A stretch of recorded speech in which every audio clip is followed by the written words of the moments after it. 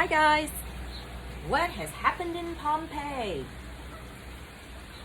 I'm on the porch. Hopefully the geese are kind of noisy out here, so hopefully they won't bother us too badly today. Alright, here we go. Let's see, Marcus and Tata. He saved Tata from the gladiator fights, and because he dressed up like a patrician. And then they started running.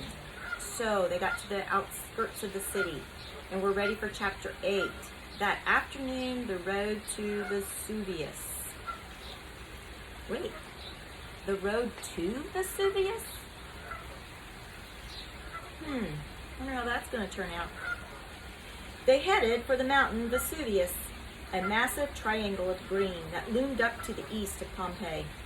As they left the city behind, Tata ripped the armor from his shoulders and legs and threw the pieces into a ditch. He left his helmet in a field of wheat, a trade for the old tunic he snatched from the farmer's drying line. They rode, a drying, because they didn't have dryers, so they hung their clothes outside. It was on the drying line. They rode for hours, crossing orchards and olive groves, pastures and fields. Night was coming, and Tata decided they should stop in a patch of woods halfway up the mountain. They got off the mare and stretched their aching legs. Marcus reached into his pocket and pulled out a handful of grapes he'd snatched from a vineyard they'd passed through. Some little visitors flying by there. Hungry, Peg? Marcus said to the mare. Peg? Tata asked, arching one of his bushy eyebrows. Short for Pegasus, Marcus said. Tata smiled, stroking the mare's nose. Marcus fed the grapes to Peg one by one until they were all gone. Peg smacked her lips and rubbed Marcus's cheek with her nose. We have a friend for life, it seems, Tata said. Peg snickered as though she agreed, and Marcus and Tata laughed. It was that moment, as their laughter filled the air, that it really hit Marcus. This was not a dream, not a wish, not a desperate prayer to the gods. He and Tata were together. A jolt of happiness practically lifted him off the ground, and Tata seemed to feel it too. They looked at each other and smiled. But then a shadow passed over Marcus's heart, because as happy as he felt at this moment, he knew they were in terrible danger. They'll come after us, Marcus whispered. The slave hunters. Festus would hire the best, most cunning men, experts in tracking their prey. They won't look for us up here, Tata promised. The hunters will be searching Pompeii. It will be days before they come to the mountain, and by then, we'll be gone. We'll head back to Rome, Marcus. I have no doubt that Linus's friends will help us. Somehow I need to continue Linus's work. It amazed Marcus that Tata could be so certain, so filled with hope. He draped an arm around Marcus's shoulder and looked up into the sky, admiring the bright moon and the swirl of stars. But what Marcus saw in the bright moonlight was the angry bruise on Tata's cheek, the purple scar zigzagging under his chin. How Tata must have suffered these past 2 months. Marcus had already told Tata about his time with Festus. The words had poured out of him during their ride up the mountain, until at last he had told Tata about every last moment of his time with his brutal master. But Tata hadn't said a thing about being with the gladiators, and now Marcus wanted to know. Will you tell me what happened to you, Tata? Marcus said. Pain flashed through Tata's eyes, and he looked away from Marcus. That is the past now, he said. And from his tone, Marcus knew that he must not ask again. But he couldn't help thinking about what his father must have been through, and it made his blood boil. I hate that Lanista, Marcus burst out, and I hate Festus. I hate all of them for what they did to you, Tata. We need to get even. Yes, Marcus thought. They'd get revenge. They'd set fire to Festus's villa, find the Lanista, and... But Tata whipped around, gripping Marcus's shoulders. No, Marcus, he snapped. Never speak like that. You must never let hatred take over. Then you are no better than Festus, and hatred like that will destroy you. Marcus blinked, stung by Tata's sharp tone. I'm sorry, Tata, Marcus said. Tata's face softened. There is goodness in the world, Marcus, and kindness. You cannot forget that. Goodness? Kindness? Marcus hadn't seen none of that lately. If there was one thing Marcus had learned these past 2 months, it was this. The world was a dark, evil place. Only the most ruthless would survive. But Marcus said none of that to Tata, who would not approve of such dark thoughts. And they were both so tired, they led Peg into a small grove of trees and tied her up for the night. Tata stretched out on a grassy patch. Tomorrow, our new life begins, he whispered, and within seconds, he was fast asleep. Marcus lay down next to Tata, but he couldn't get comfortable. His muscles ached from the long ride, but it was the strange noises that kept snapping him awake. Distant rumbles, low hisses. Was he dreaming?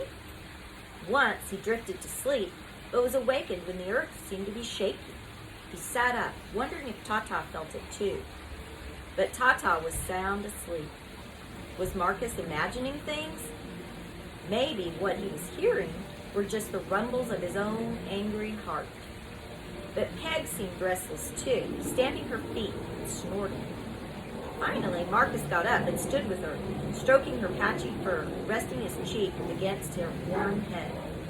He looked down at Pompeii, dimly lit by oil lamps and torches. He made out the shapes of the houses crowded together. Along the city walls, the boats moored in the harbor. Marcus hugged Peg. It's okay, he told her. We're with Tata now. We're safe up here. He knew that was true, that the slave hunters were far away, that Festus was too busy with his important guests to be thinking too much about his escaped slave. Still, Marcus couldn't shake the feeling that there was something lurking up here on the mountain, something even more dangerous than the slave hunters. What could it be? Chapter 9. It was close to dawn when Marcus finally fell asleep, and right away he tumbled into a dream. He was on a quest with Hercules to kill the monstrous Hydra, an enormous serpent with 9 heads. Just one puff of her poisonous breath could kill. Marcus waded silently through the dark and misty swamp, pushing aside sharp stalks of grass. And then, just ahead, there she was, the hideous serpent. Marcus stopped, frozen, as the beast rose up from the swamp. One by one, her 9 horrific heads emerged from the mist, staring at him with glowing yellow eyes, leering with dripping, glistening fangs. And then, huff! A burning, rotten stench rushed into Marcus's lungs, the poisonous Hydra breath. Marcus gagged and coughed. His throat burned. His chest felt as if it would explode. Marcus! Marcus! A voice called. Hercules? Marcus! Marcus's eyes popped open and the nightmare fell away. Tata was kneeling next to him, calling his name, shaking him awake. It was all a dream. Relief poured over him as he realized he wasn't in a swamp with the Hydra. He was on the mountain Vesuvius with Tata. But wait, something was terribly wrong. The air was still poisonous. The Hydra was still puffing gusts of her burning breath into Marcus's lungs. But there was no Hydra. That burning, poisonous smell was here. Marcus, Tata choked. Get up! The air has gone bad. Tata helped pull Marcus to his feet, and they staggered together toward Peg. Marcus's head pounded. Tears poured from his stinging eyes. His lungs were on fire, and he gasped for breath. He felt dizzy. They couldn't last much longer in this air. Peg was rearing in panic, white foam spewing from his mouth. Tata fumbled with her rope, finally untying it. They all stumbled out of the grove of trees, and the air was miraculously clear. Tata and Marcus collapsed to the ground, gulping the fresh air into their lungs. Tata, Marcus gasped. What was that?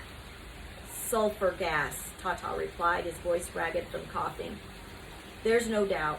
I smelled it once before when Linus and I were visiting a gold mine in Africa. We were deep underground. Sulfur gas can be deadly. It can kill in minutes. We barely made it to the surface in time. Tata looked back into the grove of trees. It's highly unusual to find sulfur gas above the ground, he said. He stood and climbed onto a boulder that jutted out from the grassy slope, looking all around. Marcus saw a hint of worry in his father's eyes, but mainly what he saw was curiosity, a hunger to learn and understand. It was the same look Tata used to get in Linus Celius's library when he was chasing down a new theory. Suddenly, Tata was not a slave on the run. He was a scientist searching for answers. And the truth was that after spending a lifetime working with Linus, Tata probably knew more about science and nature than most people in the empire.